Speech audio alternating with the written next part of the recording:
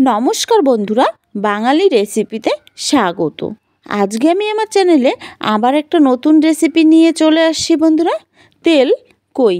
বন্ধুরা, আমি এই তেল কইটা কিভাবে তৈরি করছি অল্প কিছু উপকরণ দিয়ে বন্ধুরা দেখতে থাকুন।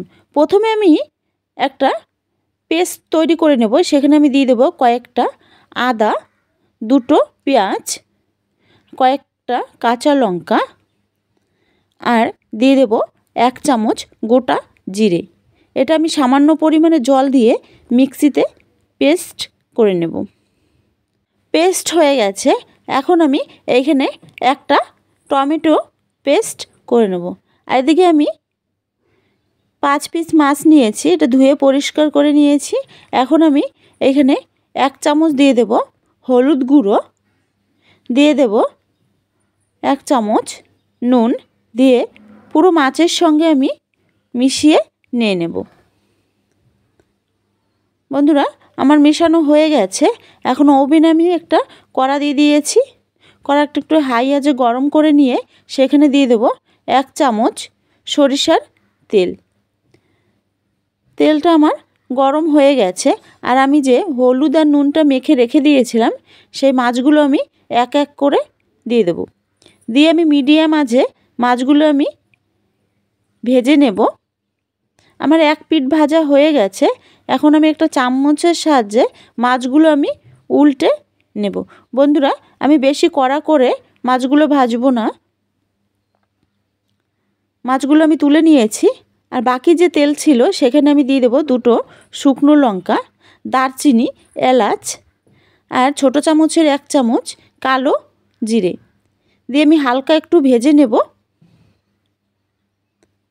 দেখো বন্ধুরা, আমার ভাজা হয়ে গেছে। এখন আমি যে পেস্ট করে রেখে দিয়েছিলাম কাঁচা লঙ্কা, সেগুলো আমি এক এক করে দিয়ে দেব। আর টমেটো পেস্টটাও একই সঙ্গে দিয়ে আমি চামচ দিয়ে পুরোটা নেড়েচেড়ে একটু ভেজে নেব। বন্ধুরা, যখনই দেখব আমার মশলা থেকে তেল ছেড়ে দিয়েছে তখন আমি এখানে দিয়ে দেব সামান্য পরিমাণে হলুদ গুঁড়ো, স্বাদ মতো নুন, ছোটো চামচের 1 চামচ দিয়ে দেব কাশ্মীরি লঙ্কার গুঁড়ো। যেহেতু আমি কাঁচা লঙ্কা ব্যবহার করেছি এর জন্য একটু কাশ্মীরি লঙ্কার গুঁড়ো দিয়েছি কালার করার জন্য। দেখো বন্ধুরা, আমার মশলাটা ভাজা হয়ে আসছে। এখন আমি এখানে অল্প পরিমাণে দিয়ে দেব জল। বন্ধুরা, জলটা আমি হাই আঁচে 5 থেকে 6 মিনিট ফুটিয়ে নেব। আর আমি যে মাছগুলো ভেজে রেখে দিয়েছিলাম সেগুলো এক এক করে দিয়ে দেব।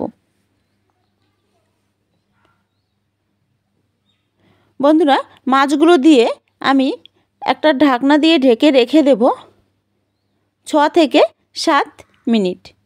বন্ধুরা, আমার 6 থেকে 7 মিনিট হয়ে গেছে। আমি ঢাকনাটা তুলে নিয়েছি। এখন মাছগুলো একটা চামচের সাহায্যে একটু উল্টে নেব। আবারও আমি ঢাকনা দিয়ে ঢেকে রেখে দেব 2 থেকে 3 মিনিট। আমার 2 থেকে 3 মিনিট হয়ে গেছে। আমি ঢাকনাটা তুলে নিয়েছি। দেখতেই পাচ্ছ বন্ধুরা, আমার অনেকটাই হয়ে আসছে। এখন এখানে আমি দিয়ে দেব 1/2 চামচ চিনি। বন্ধুরা, আমি চিনিটা দিয়ে আমার তেল কইটা হয়ে গেছে। এখন একটা প্লেটে তুলে নেব। আমি প্লেটে তুলে নিয়েছি। বন্ধুরা, আমার তেল কই রেসিপিটা তৈরি হয়ে গেছে। আমার এই রেসিপিটা যদি ভালো লেগে থাকে তাহলে লাইক, কমেন্ট, শেয়ার করে দেবেন আর চ্যানেলটি সাবস্ক্রাইব করে দেবেন। বন্ধুরা, যদি ফেসবুক পেজ থেকে দেখে থাকো তাহলে চ্যানেলটি ফলো করে দেবেন। আবার দেখা হবে অন্য কোনো রেসিপির সঙ্গে। ধন্যবাদ।